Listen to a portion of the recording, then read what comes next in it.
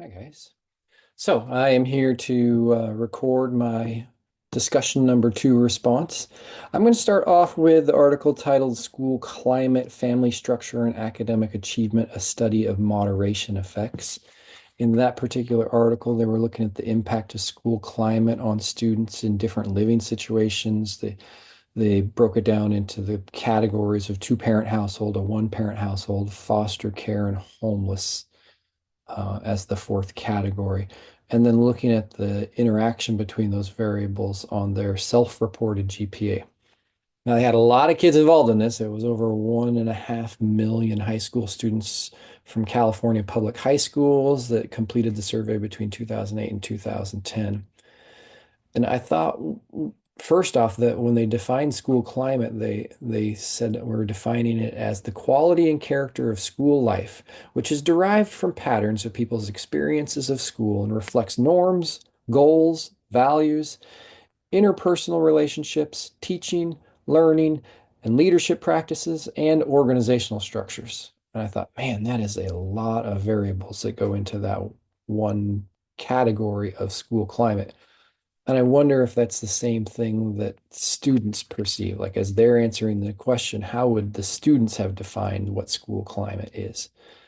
Um, so anyway, they're taking all this data, creating some regression lines based off of the data, and most of those relationships were linear. They were looking at school climate as being a factor that can act both as a promotive factor, trying to a good climate, helping to elevate GPAs, regardless of which living situation you're in, or potentially as a preventative factor. So if your living situation brings with it negative or disruptive impacts that potentially the school climate can actually sort of mediate some of that.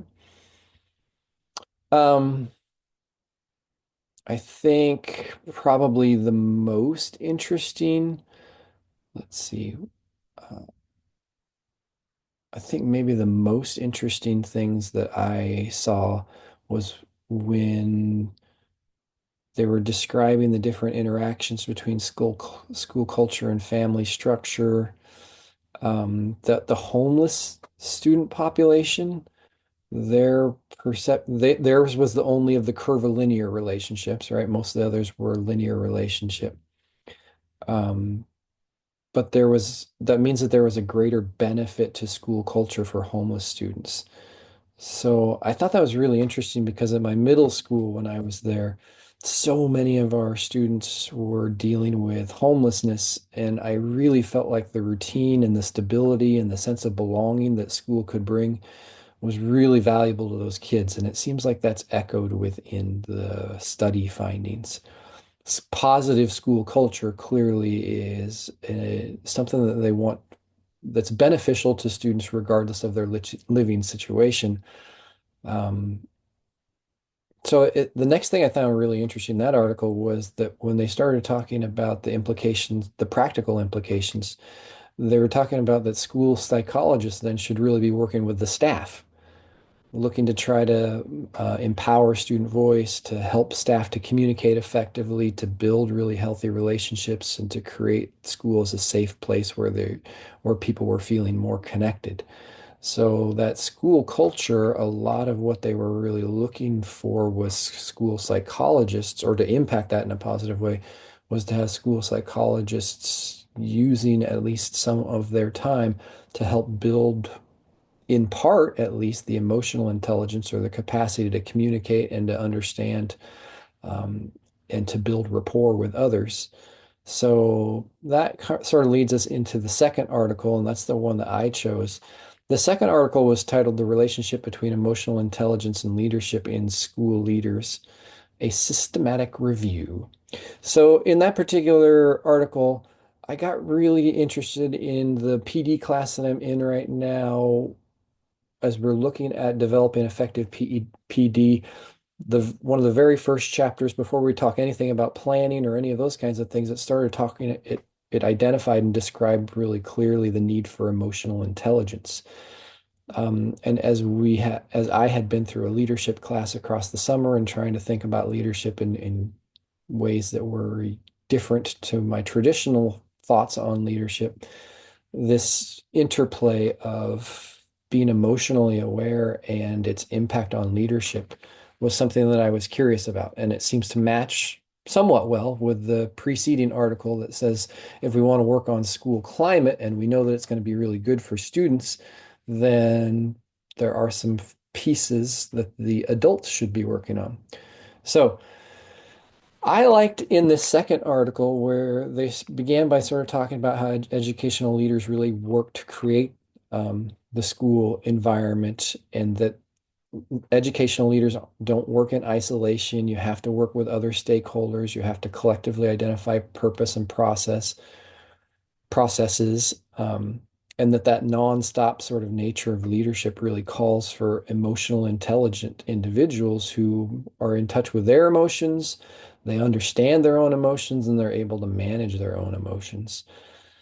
So, as that article continued on, it started to talk about, and one of the reasons I selected it was it felt like it was a little more,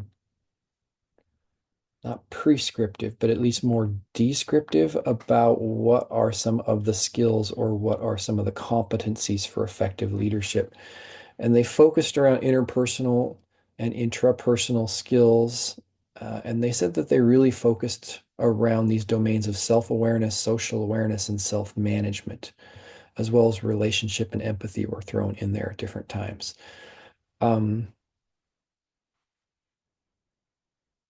I don't think it's any surprise that we saw that there was a positive impact when leaders were able to read the emotions of others, and they're also aware of their own emotions.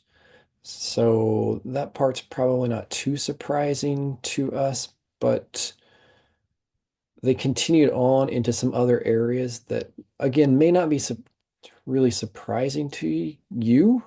It's just not an area I've spent a lot of time thinking about. It's not an area that I feel like I've gotten much instruction on. That social emotional learning is sort of penetrating into schools now, but wasn't a component of the way that I was taught and hasn't become an official component. Yet that's clearly something, or it appears to be something that is important for effective leadership in our current climates. And this article also tried to address, well, can we find anything about educational leadership training programs and what they should be doing or what specific skills they should be teaching?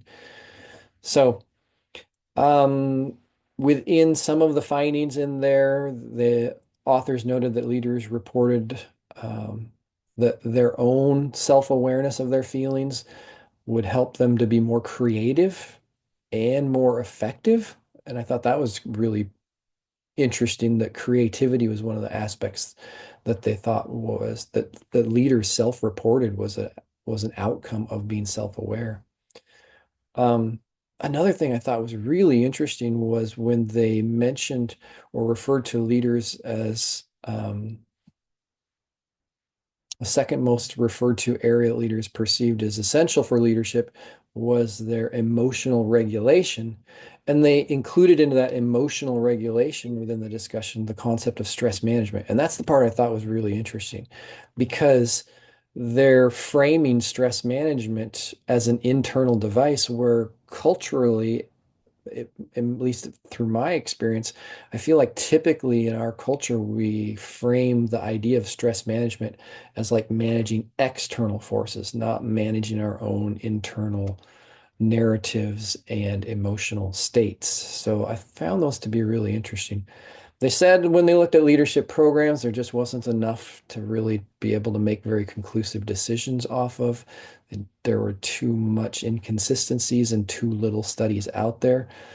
They did say in that section that one of the articles that they looked at, the authors within that article commented that emotional competencies are best taught to leaders through both awareness and practice. And that sort of leads me into the questions that I would have for you guys. I'd be really interested in hearing what experiences have you had with leadership where EI had a really clear impact? And also, how do you think a person best develops some of the skills that were mentioned in the article? So thank you for listening, and I hope you have a great day.